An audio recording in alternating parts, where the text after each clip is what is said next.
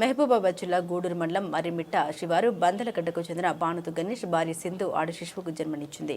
అయితే ఇటీవల జరిగిన స్థానిక సంస్థల ఎన్నికల్లో సర్పంచ్గా గెలిపిస్తే ఆడ శిశువుకు కానుకగా 5,116 రూపాయలు ఇస్తామని వాగ్దానం చేశారు. ఈ మేరకు సర్పంచ్ పున్నమి చందర్ మానుకోట్లోని ప్రభుత్వ హాస్పిటల్కి వెళ్లి చిన్నారి తల్లికి నగదు పురస్కారం అందించారు. నా పేరు బాణోత్ పున్నం చందర్, మర్రిమిట్ట గ్రామ పంచాయతీ సర్పంచ్. నేను ప్రచారంలో మన హామీ బెస్ట్ ఏ విధంగా ఇచ్చానో ఆ విధంగా ప్రకారమే మన మర్రిమిట్ట గ్రామ బందరదండకు చెందిన బాణోత్ గణేష్ సింధు అనే వాళ్ళకు ఆడబిడ్డ పుడితే స్వయంగా నేనే గవర్నమెంట్ హాస్పిటల్ మహబాద్ వెళ్ళి 5,116 రూపాయలు ఇవ్వడం జరిగింది. అదేవిధంగా మన మర్రిమిట్టలో ఏ విషయమైనా చావు కావచ్చు, చావుకు మనం టెంట్ కుర్చీలో ఫ్రీ చెప్పుకున్నాం. ఆ విధంగా వాళ్ళకు కూడా టెంట్ కుర్చీ ఫ్రీ ఇవ్వడం జరిగింది. మరొకటి ఏంటంటే ఇంకా మన ఇచ్చిన 6 హామీలు ఇంకా 4 హామీలు ఉన్నాయి, అవి కూడా నెరవేరుస్తానని చెప్తున్నాను. రమేష్ నాయక్, మర్రిమిట్ట గ్రామ పంచాయతీ.